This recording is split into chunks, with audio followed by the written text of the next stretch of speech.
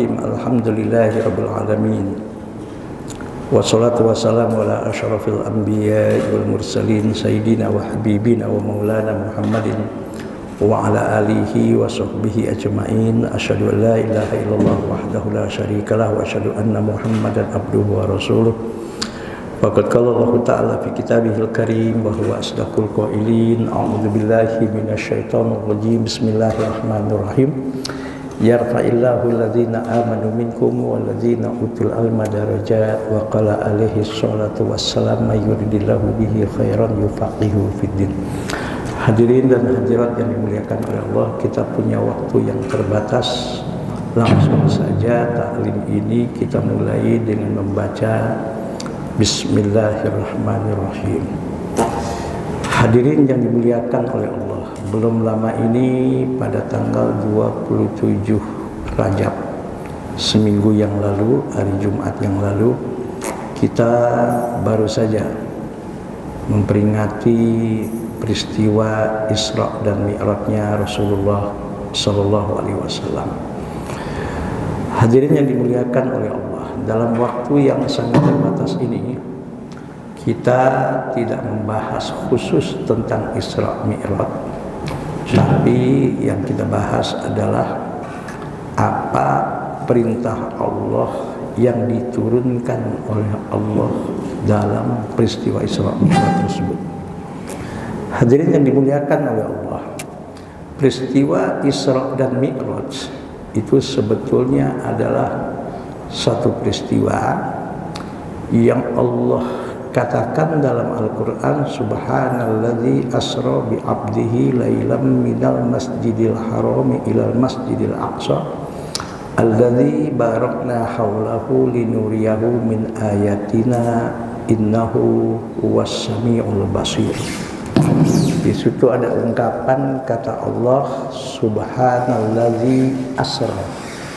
Asra itu artinya adalah yang telah menjalankan pada waktu malam. Asra itu artinya yang telah menjalankan pada waktu malam.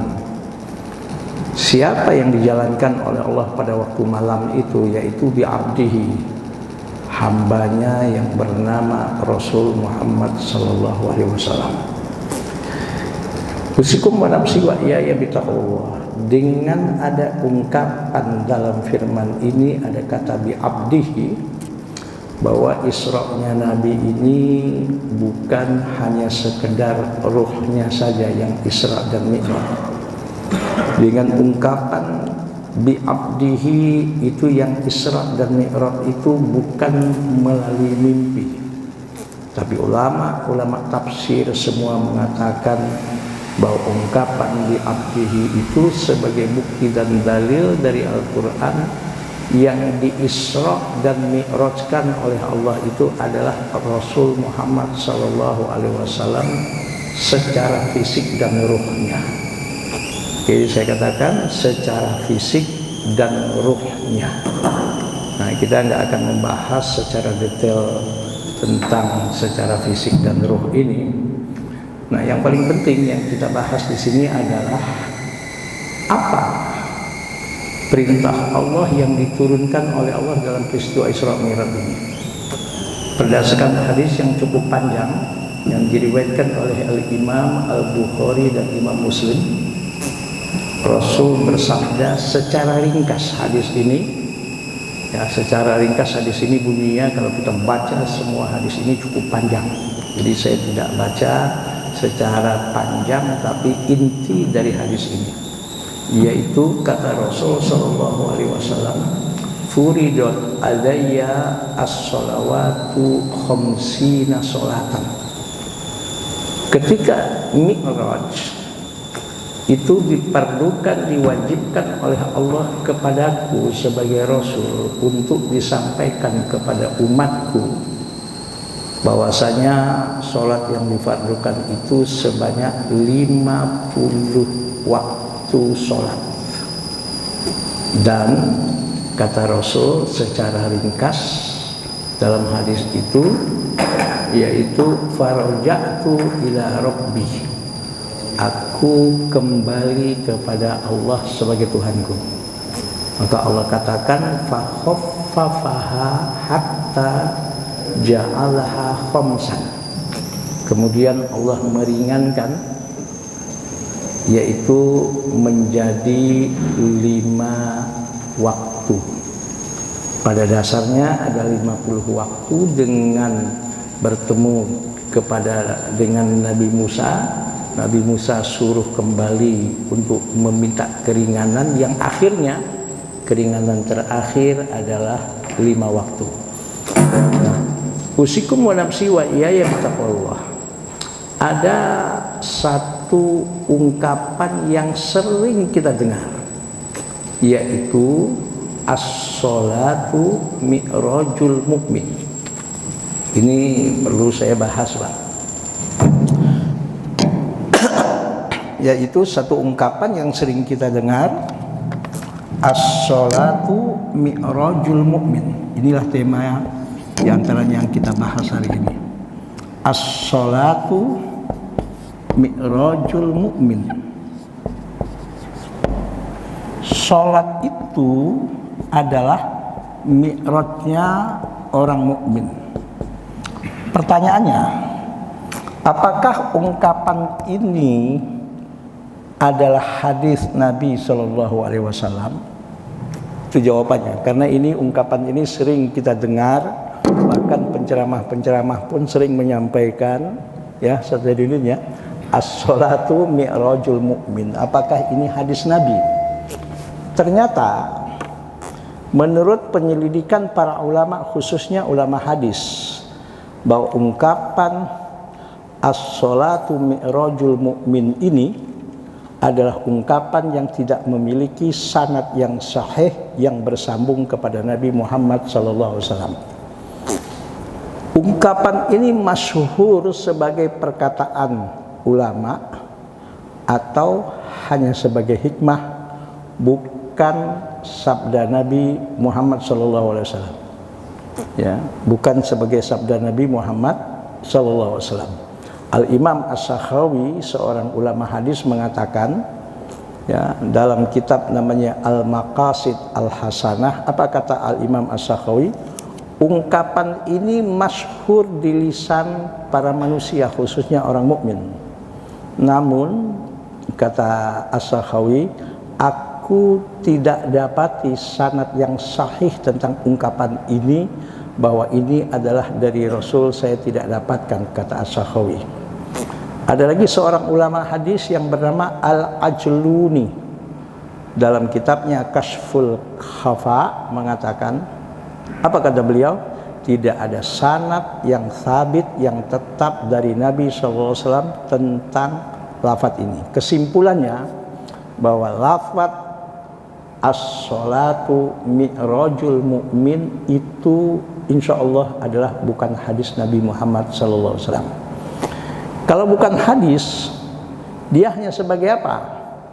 Dia hanya sebagai kata hikmah, suatu perkataan yang banyak mengandung arti yang insya Allah bermanfaat untuk kita sebagai seorang mukmin. Misalnya as-sholatu mi'rajul mu'min itu artinya sholat adalah sarana spiritual yang mengangkat derajat seorang mukmin menuju kedekatan dengan Allah. Sebagaimana mi'rajnya Nabi SAW, Nabi dalam mi'raj itu diangkat oleh Allah, diperjalankan oleh Allah dari Masjidil Haram ke Masjidil Aqsa, dan di Masjidil Aqsa dimi'rajkan ke satu tempat yang bernama Sidratul Muntaha. Dan mi'rajnya Nabi ini adalah sebagai mukjizat yang tidak diberikan oleh Allah kepada Nabi dan Rasul yang lain. Ini yang harus kita pahami, bahwasanya mi'rajnya Nabi, Isra dan mi'rajnya Rasul Muhammad SAW itu merupakan mukjizat, ya, mukjizat yang tidak diberikan oleh Allah kepada Nabi dan Rasul yang lain selain Nabi Muhammad SAW. Nah, usikum wa nafsi wa iyaya bittaqwallah. Nah, kalau begitu ungkapan as-salatu mi'rajul mu'min ini apa maksudnya?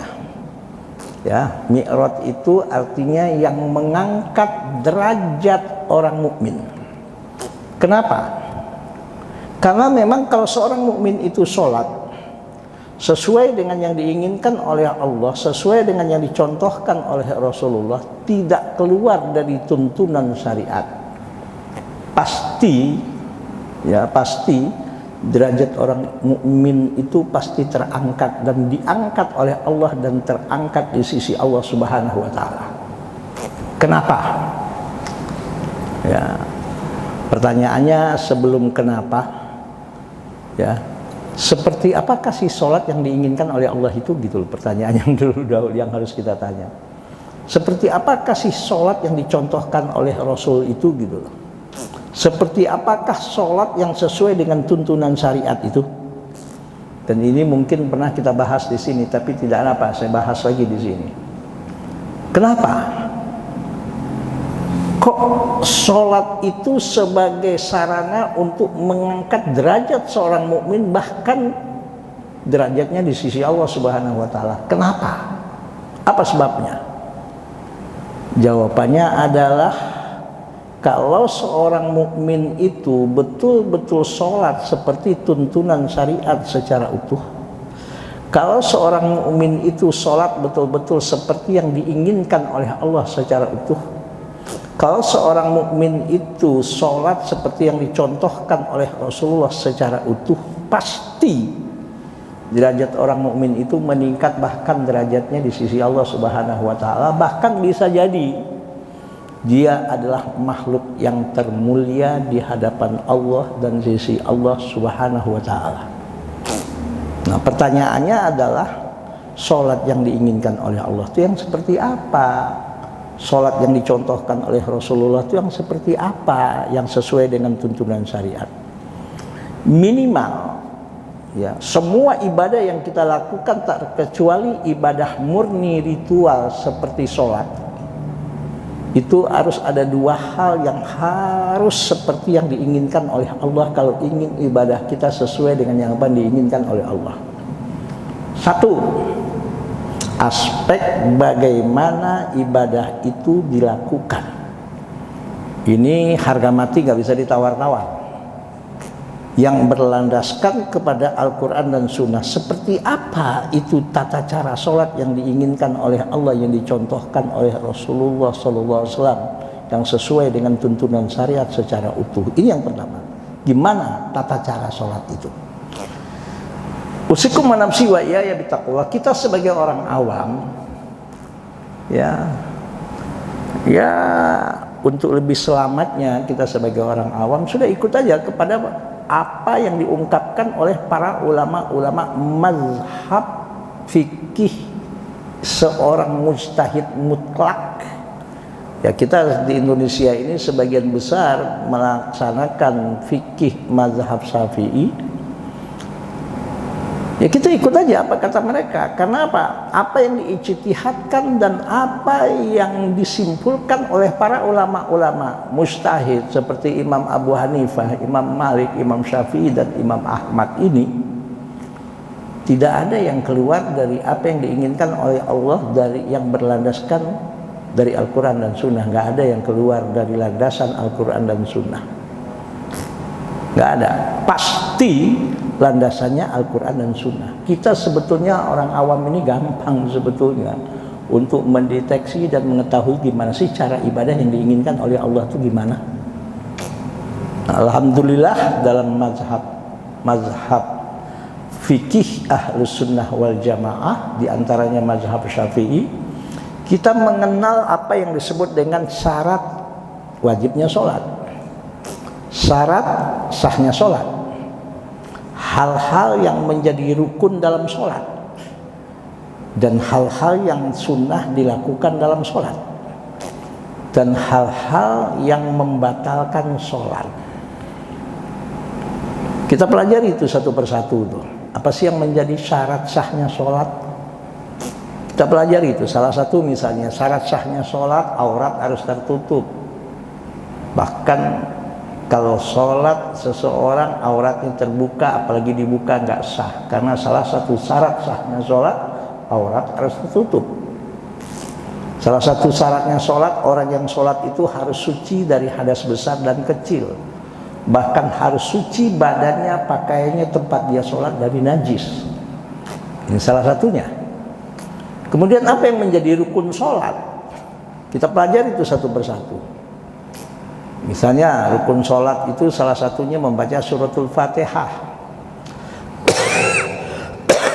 Rukun sholat itu ada yang namanya ruku, ada yang namanya iktidal beserta tumakninah, ada yang namanya sujud beserta tumakninah dan sebagainya. Macam-macam rukun sholat itu. Nah, jika tata sholat kita sudah terpenuhi syarat dan rukunnya, insya Allah sebagai tata cara sholat kita insya Allah sudah sah. Dan hal ini kita harus belajar ilmu namanya ilmu fikih secara detail.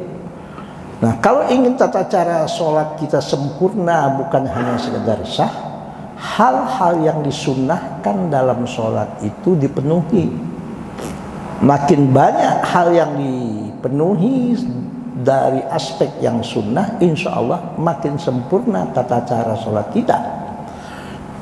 Contoh misalnya, salah satu hal yang disunnahkan dalam sholat, membaca misalnya tasbih, subhana rabbiyal a'la wa bihamdihi, subhana rabbiyal a'la wa bihamdihi. Nah, itu disunnahkan. Kalau ingin sempurna lagi, minimal bacaan subhana rabbiyal a'la wa bihamdihi-nya itu minimal 3 kali. Makin banyak hal-hal yang sunnah kita lakukan dalam sholat itu, insya Allah tata cara sholat kita insya Allah semakin sempurna. Dengan catatan, nah ini yang perlu dengan catatan, apapun yang membatalkan tata cara sholat kita harus kita pastikan betul-betul tidak ada dalam sholat kita. Itu harus dipastikan. Nah, kita kan dalam sholat selama ini, ya maaf, kadang-kadang kurang memperhatikan hal ini, Pak.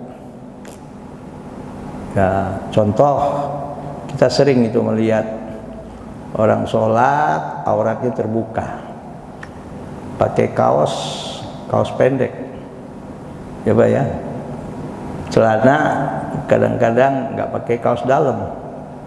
Ketika ruku bahkan sujud, maaf, itu ya badannya kebuka. Maaf ya, bukan cuma badan yang kadang-kadang terbuka. Apa? Maaf, itu yang namanya belahan pantatnya juga kadang-kadang terbuka itu. Nah ini kan aurat. Ini aurat. Kadang-kadang kita nggak peduli tentang hal itu. Nah yang penting, kalau ingin sholat kita sesuai dengan syariat, alhamdulillah kita sebagai orang awam, ya belajar aja fikih kepada guru yang memang mengerti, yang memang faham.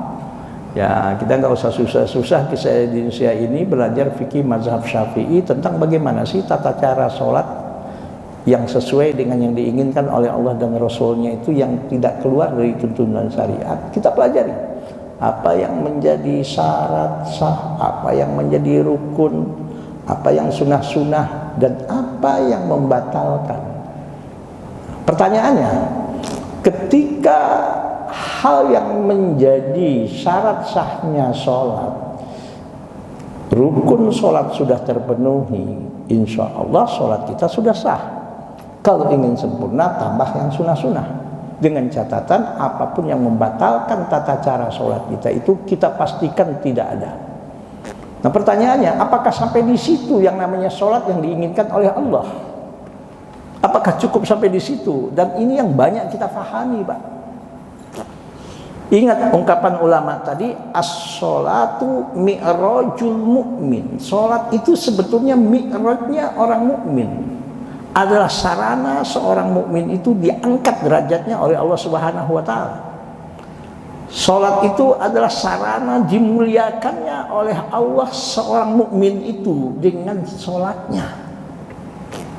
Ini yang perlu kita pahami. Nah, pertanyaannya, Apakah sholat yang diinginkan oleh Allah itu cukup hanya sekedar caranya saja yang harus sesuai dengan tuntunan syariat yang selama ini kita pahami? Jawabannya ternyata tidak.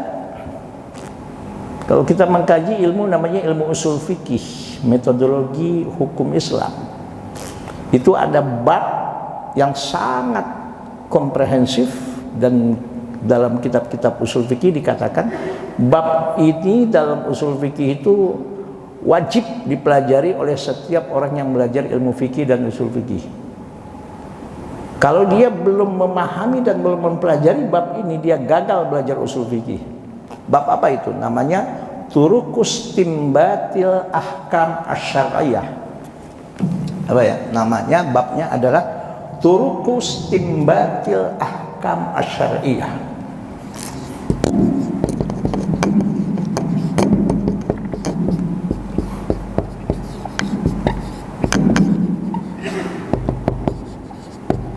Apa itu Turuqus Istinbatil Ahkam Asy-Syar'iyyah?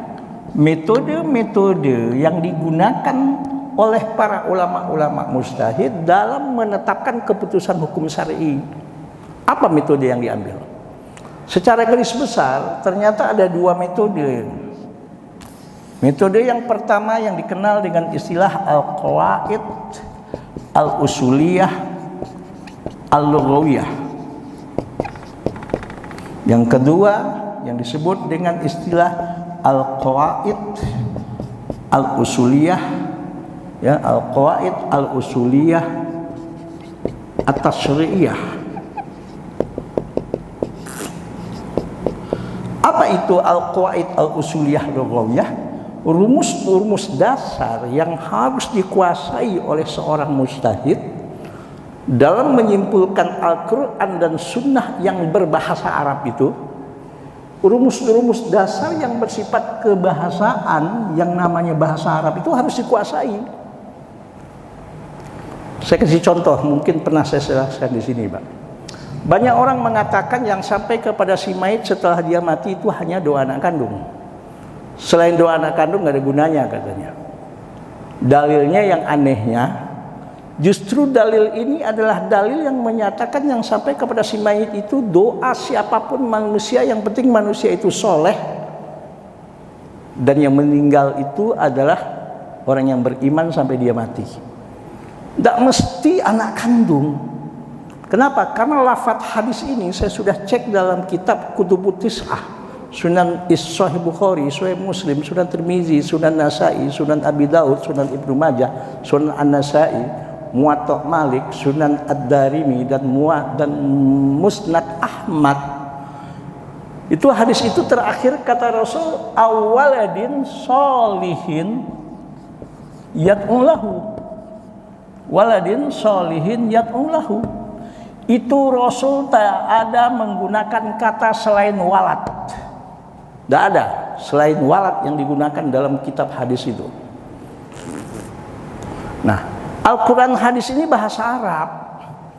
Jangan disimpulkan menurut hanya sekedar terjemah, bukan menurut pemahaman orang Arab.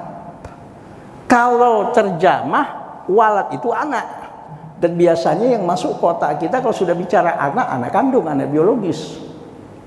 Justru dalam bahasa Arab, walad ini artinya bukan hanya anak kandung. Siapa? Anak manusia. Yang penting anak manusia yang mendoakan si mayit itu adalah orang soleh, dan si mayit itu sampai mati dia beriman dan tidak murtad. Sebab ya, kesimpulan hukum yang benar itu tidak kontradiksi dengan kesimpulan lain, dengan syariat yang lain. Saya kasih contoh. Kalau yang sampai kepada si mayit hanya doa anak kandung, toh selain doa anak kandung nggak sampai, Allah berarti nggak adil. Allah zalim. Di mana nggak adilnya? Banyak orang yang meninggal dunia nggak sempat nikah sehingga nggak punya anak sampai dia mati, atau dia nikah nggak diberikan keturunan oleh Allah sebagai anak biologis. Siapa yang akan mendoakan dia? Mana letak keadilan Allah kalau yang sampai hanya doa anak kandung? Yang kedua, kalau yang sampai kepada si mayit hanya doa anak kandung, Ya, itu bertentangan, kontradiksi dengan syariat sholat jenazah. Karena dalam sholat jenazah, takbir ketiga, takbir keempat tuh isinya doa semua kepada si mayit. Minimal Allahumma gfir lahu warhamhu wa'afihi wa'fu anhu. Dan yang menyolatkan jenazah itu tidak harus anak kandungnya. Bisa jadi yang menyolatkan orang lain. Apalagi kalau kita di Mekah, musim haji. Siapa yang kita sholatkan kita nggak pernah ketemu, kenal juga kagak. Ya kalau sampai kepada si mayit hanya doa anak kandung, apa gunanya yang namanya syariat sholat jenazah? Jadi hukum Islam itu, Pak, kalau sesuai, dia nggak kontradiksi dengan hukum yang lain. Tapi kan banyak yang ngotot, yang sampai hanya doa anak kandung, selain doa anak kandung nggak ada gunanya tuh mendoakan. Astagfirullahaladzim. Ini kan contoh tuh. Nah, kembali kepada hadis Nabi tadi, as-sholatu mi'rajul mu'min. Kenapa dengan sholat itu orang Islam itu bisa naik derajatnya? Jawabannya adalah kalau sholatnya sesuai dengan syariat, dengan tuntunan syariat, dengan apa yang diinginkan oleh Allah. Sholat yang diinginkan oleh Allah itu yang seperti apa sih yang dicontohkan oleh Rasul? Bukan hanya tata cara saja yang harus beres, tapi dalam pendekatan yang namanya pendekatan al-qawaid al-usuliyah at-tasyri'iyah. Kalau ini pendekatan bahasa Pak ya, saya kasih contoh barusan ini, waladin. Dalam pendekatan namanya al-qawaid al-usuliyah at-tasyri'iyah, ini ada dua macam nih. Ada yang disebut dengan pendekatan maqasidus syariah. Ada nanti pendekatannya namanya adalah ya raddut ta'arud. Raddut ta'arud. Saya nggak bahas tentang raddut ta'arud, tentang maqasidus syariah. Semua ketetapan hukum syar'i itu pasti ada outputnya. Itu pasti ada hasil akhir yang diinginkan oleh Allah. Dan hasil akhir yang diinginkan oleh Allah dalam setiap keputusan hukum syar'i itu ujung-ujungnya harus menghasilkan rahmatan lil alamin. Itu harus mutlak gitu. Yang kedua, untuk sampai ke rahmatan lil alamin itu, ya, untuk sampai ke rahmatan lil alamin di situ jelas akhlak karimahnya pasti ada. Nah, oleh ulama-ulama usul fikih dikatakan secara garis besar untuk mencapai rahmatan lil alamin dengan sarana akhlak mulia tadi harus tiga hal tercapai. Satu, setiap keputusan hukum syar'i itu harus menghasilkan namanya tazkiyatun nafsi. Apa sih tazkiyatun nafsi? Tazkiyatun nafsi itu artinya adalah semua ibadah yang kita lakukan itu harus mampu menghasilkan tazkiyatun nafsi, membuat jiwa kita ini semakin bersih dari kotoran-kotoran dan penyakit-penyakit kejiwaan. Itu harus. Jangan sampai sholat tapi kesombongan masih ada gitu. Sholat si boholat tapi ngebohong masih jalan gitu. Sholat ya sholat, pelitnya setengah mati gitu. Sholat ya sholat, maaf kalau kata orang kampung juteknya bukan main gitu loh. Sholat si sholat, kalau ngomongnya pedesnya bukan main gitu loh. Sholat si sholat tapi mengambil hak milik orang lain masih jalan. Kalau istilah orang kampung itu sholat terus maksiat juga. Astagfirullahaladzim. Jadi sholat yang kita lakukan itu tidak hanya aspek tata cara. Yes, aspek tata cara harus sesuai dengan syariat.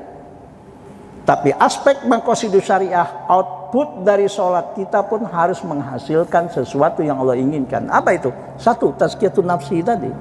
Gimana kita yang sholat ini, sholat kita itu membuat kita menjadi orang jujur. Ya, saya kasih contoh yang simpel aja, Pak. tata caranya 4 rakaat. Suatu hari mungkin kita nggak sempat pergi ke masjid untuk berjamaah, mungkin karena hujan, bahkan istri nggak ada di rumah, anak nggak ada di rumah, kita sholat di kamar sendirian. Walaupun nggak ada yang ngelihat sedang kita sholat zuhur, kita tetap nggak berani mengkorting sholat zuhur kita jadi 3 rakaat, bahkan nambahin pun nggak berani. Jujur. Tapi kenapa? Apa sebabnya? Jawabannya, sebab yang diperintahkan oleh Allah dalam sholat zuhur itu harus 4 rakaat, kita harus jujur. Tapi maaf, jujurnya itu cuma sampai di situ. Suami banyak sekali ngebohongin istrinya, Pak. Pedagang banyak sekali ngebohongin konsumennya. Para politisi banyak sekali ngebohongin konstituennya. Bahkan maaf, ketika kampanye bawa angin surga. Tapi ketika sudah jadi, waduh, bukan cuma sekedar berbohong, tukang bohong. Sholat sih sholat gitu. Ini kan namanya sholatnya tidak menghasilkan tazkiyatun nafsi. Apakah sholat yang begini yang bisa menjadi mi'rajul mukmin? Jawabannya tidak. Gitu loh, Pak. Nah, simpelnya. Yang kedua, sholat kita harus menghasilkan namanya adalah iqamatul adli. Apa itu iqamatul adli? Dengan sholat yang kita lakukan, sholat itu mampu membuat kita menjadi manusia-manusia yang menegakkan keadilan dalam kehidupan kita. Adil terhadap diri sendiri, adil terhadap orang lain, adil kepada lingkungan, adil kepada segala apapun makhluk Allah. Tidak zalim. Gak ada itu berbuat zalim itu. Mampu nggak sholat kita membuat kita menjadi manusia yang adil kepada diri kita? Mampu nggak sholat kita membuat kita adil kepada orang lain? Mampu nggak kita dengan sholat kita ini mampu membuat kita adil dalam memperlakukan sumber daya alam yang Allah berikan? Makanya ada orang bilang, ya Allah, percuma katanya. Haji sih haji, tapi kerjaan korupsi katanya. Sholat sih sholat, tapi kerjaan nipu katanya. Ya bukan sholat, bukan syariat sholat yang salah. Yang salah dianya itu tidak memahami konsep sholat yang disebut dengan mi'rajul mukmin itu, gitu loh. Bukan sholatnya yang salah, dia memahami konsep sholat itu. Kenapa? Bisa jadi karena kebodohan. Atau bisa jadi paham yang disebut dengan sekularisme, liberalisme, materialisme, bahkan naudzubillah komunisme. Itu sudah mendarah daging dalam kehidupannya sehari-hari gitu.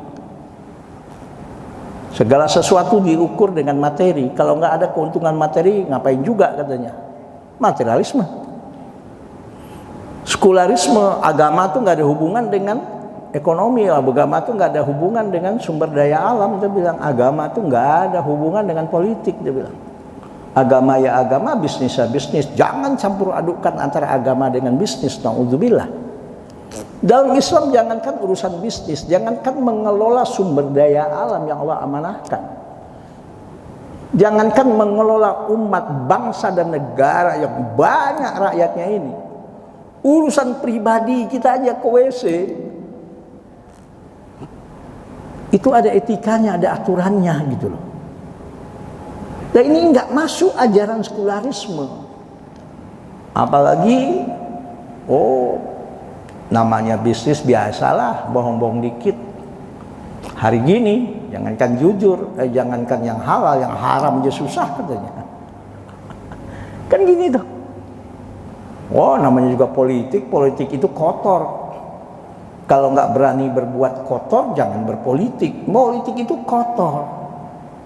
Maaf, yang kotor itu bukan bisnisnya, yang kotor itu pelaku bisnisnya. Karena berbisnis tidak sesuai dengan aturan syariat. Sholat, tapi sholatnya tidak mengangkat dia menjadi orang yang mulia di hadapan Allah. Ini yang terjadi, Pak. Sholat, tapi sholatnya hanya sekedar, ya Allah, Cuman selesai salam sudah nggak ada hubungan setelah itu dengan sholatnya. Kan ini yang terjadi tuh. Nah, jadi sholat kita bagaimana selain membuat kita menjadi orang yang bersih jiwa kita. Kenapa tazkiyatun nafsi yang pertama? Allah bilang wa nafsi wa masawwaha fa alhamaha fujuraha wa taqwaha. Demi Allah, demi jiwa yang diciptakan oleh manusia. Manusia ini diciptakan oleh Allah wa nafsi wa masawwaha fa alhamaha fujuraha wa taqwaha. Diberikan oleh Allah ilham untuk menjadi orang jahat dan untuk menjadi orang yang terbaik, yaitu orang bertakwa. Jadi yang Allah katakan fa'alhamaha fujuraha dulu baru wa taqwaha. Tapi ketika di belakangnya Allah yang pertama kali mengatakan qad aflaha man zakkaha. Benar-benar telah beruntung menurut Allah. Siapa? Siapapun orang yang mampu membersihkan jiwanya tadi. Laqad khaba man dassaha, dan benar-benar telah merugi siapapun orang yang sudah mengotori jiwanya tadi. Nah, ini yang disebut dengan tazkiyatun nafsi. Ini output yang diinginkan oleh Allah. Yang kedua, bagaimana kita menjadi manusia yang tidak zalim. Yang ketiga, maqasidus syariah itu adalah al-maslahah.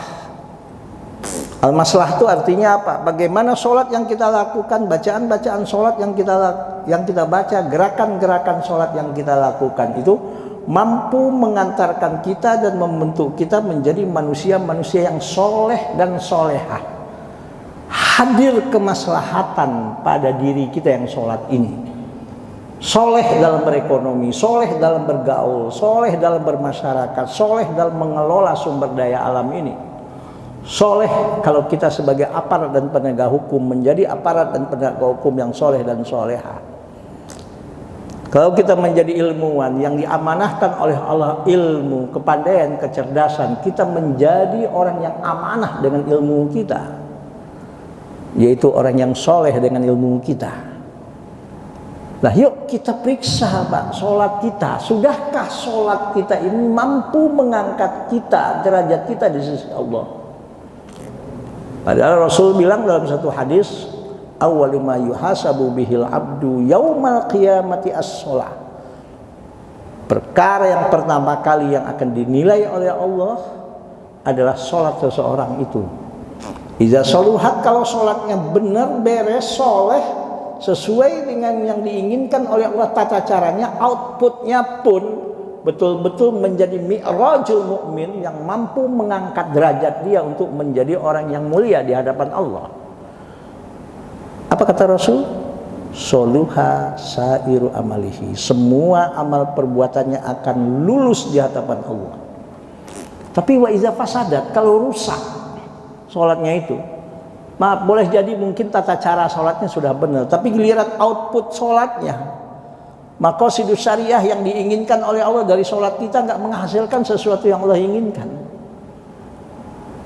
Makanya itu dalam surat Al-Ankabut ayat 45 Allah mengatakan dengan tegas, inna sholata, a'udzubillahi minasyaitonirrajim, bismillahirrahmanirrahim, inna sholata tanha anil fahsya'i wal munkar. Sholat yang benar, yang sesuai dengan tuntunan syariat, yang diinginkan oleh Allah, yang dicontohkan oleh Rasulullah, yang sesuai dengan tuntunan syariat secara utuh, adalah sholat yang tanha anil fahsya'i wal munkar. Apapun bacaan-bacaan sholat kita, gerakan-gerakan sholat kita dari takbiratul ihram sampai salam, bukan cuma sekedar kita tahu, bukan cuma sekedar kita lakukan. Kita mengerti apa yang kita lakukan, kita mengerti apa yang kita ucapkan, apa yang kita baca, dan gak hanya sekedar mengerti apa yang kita baca itu, tapi juga usahakan kita memahaminya dengan benar dan hati yang bersih, sehingga kita mampu menjiwainya, sehingga bacaan-bacaan sholat kita, gerakan-gerakan sholat kita mampu membentuk kita, apapun kita, dimanapun kita, siapapun kita, apapun profesi kita. Dari kita bangun tidur sampai tidur kembali, bahkan sampai kita menghembuskan nafas kita yang terakhir, bacaan sholat kita, gerakan sholat kita mampu membentuk kita menjadi manusia yang mulia di hadapan Allah. Karena apa? Karena sholat itu mampu membuat kita menjadi manusia-manusia yang menjauhkan segala bentuk perbuatan keji dan mungkar. Ada yang mengatakan, apa sih bedanya perbuatan keji dan mungkar? Ulama ada yang menjelaskan, perbuatan keji yang biasa negatifnya untuk diri sendiri pelaku. Tapi kalau mungkar, itu dampak negatifnya bukan hanya untuk dirinya sendiri, bahkan orang banyak pun. Bahkan maaf, negara yang besar pun bisa hancur karena kelakuannya. Nah inilah Pak, kita ini memahami ajaran-ajaran yang justru, bahkan mengamalkan ajaran-ajaran yang justru menjauhkan kita dari agama kita, menjauhkan kita dari iman kita. Sehingga sholat kita tidak seperti yang diinginkan oleh Allah, seperti yang dicontohkan oleh Rasulullah, yang akhirnya tidak mengangkat derajat kita menuju manusia-manusia yang mulia di hadapan Allah. Ya betul sih, as-sholatu mi'rajul mu'min. Tapi maaf, kita tidak berusaha mewujudkan betul-betul sholat itu menjadi mi'raj yang mampu mengantarkan kita menjadi makhluk-makhluk yang mulia di hadapan Allah Subhanahu wa ta'ala. Siapa itu orang yang mulia di hadapan Allah? A'udzubillahi minasyaitonirrajim. Bismillahirrahmanirrahim. Allah berfirman dalam surat Al-Hujurat ayat 13, Inna akramakum indallahi atqakum. Yang paling mulia di antara kalian wahai hamba-hambaku adalah yang paling tinggi nilai dan kualitas takwanya di hadapan Allah Subhanahu wa taala. Disinilah rahasianya kenapa Isra Mi'raj itu Allah katakan subhanalladzi asra bi abdi. Ada kata abdun di situ. Satu, ini menggambarkan dan membuktikan Allah yang menginformasikan Isra dan Mi'rajnya Rasulullah itu bukan melalui mimpi, bukan hanya roh, tapi fisik dan jiwa. Kata abdun ternyata satu akar kata dengan kata ibadah. Abdun, ibadah, abid. Ibadah artinya pengabdian. Bahwasanya nilai dan kualitas manusia di hadapan Allah, sebagaimana Rasul katakan, Allah enggak melihat harta kita, Allah enggak melihat ganteng cantiknya kita. Yang dilihat oleh Allah adalah walakin yanzuru ila qulubikum wa amalikum. Apa yang ada di hati kita dan apa yang kita lakukan. Sudahkah yang ada di hati kita betul-betul bersih, menggambarkan apa yang disebut dengan tazkiyatun nafsi? Yang kita lakukan adalah perbuatan yang betul-betul mengantarkan kita menjadi manusia yang adil dan menjadi manusia-manusia yang soleh dan solehah dalam segala aspek kehidupan kita 24 jam. Nah inilah yang saya rasa perlu kita introspeksi diri. Kita nggak tahu umur kita berapa, kita nggak tahu kapan kita meninggal, di mana kita meninggal. Seandainya misalnya minggu ini minggu terakhir kita hidup di dunia ini, atau seandainya bulan ini bulan terakhir Allah berikan kesempatan kita hidup di dunia ini, atau seandainya tahun ini tahun terakhir kita hidup di dunia ini, kalau dicek ya, diponten dinilai sholat kita, sudahkah kita menjadi manusia-manusia yang mampu membuat kita menjadi dan mengantarkan kita mulia di hadapan Allah? Atau sebaliknya, maaf yang saya katakan tadi, STMJ, sholat terus, maksiat juga. Nah, mudah-mudahan ridho, rahmat dan keberkahan dari Allah senantiasa dilimpahkan oleh Allah dalam kehidupan kita. Inilah rahasianya kenapa perintah sholat, subhanallah, tidak ada perintah yang lain. Puasa, haji, nggak seperti sholat. Langsung Allah mengisra dan mi'rajkan Rasul untuk menerima perintah ini di Sidratul Muntaha. Karena nilai ibadah sholat ini subhanallah, sehingga ada dalam satu hadis Nabi, as-sholatu imaduddin, faman aqamaha faqad aqamaddin wa man tarakaha faqad hadamaddin. Salat adalah tiangnya agama. Siapa yang menegakkan salat sesuai dengan tuntunan syariat, aspek tata caranya sesuai, output dan hasil dari salatnya memang sesuai dengan yang diinginkan oleh Allah, itulah orang yang kata Rasul benar-benar menegakkan agamanya. Tapi waman tarokah, kalau dia tinggalkan sholatnya, ya Pak ya, maaf, rezeki itu kan sesuatu yang sudah ditentukan oleh Allah ketika kita umur 120 hari dalam rahim ibu kita. Yang diwajibkan oleh Allah kepada kita salah satunya sholat 5 waktu kita, Pak. Itu salah satunya. Tapi betapa banyak kita demi untuk menjemput rezeki, katanya mencari rezeki, sholat kita tinggalkan. Astagfirullahaladzim. Nah, mudah-mudahan kita termasuk orang-orang yang betul-betul sholat yang kita lakukan ini sebagai mi'rajul mu'min, yang mampu mengantarkan kita untuk menjadi manusia-manusia yang mulia di hadapan Allah Subhanahu wa taala. Maaf lahir batin, subhanakallahumma wa bihamdika asyhadu an la ilaha illa anta astaghfiruka wa atubu ilaik. Wallahul muwaffiq ila aqwamit thoriq. Assalamualaikum warahmatullahi wabarakatuh.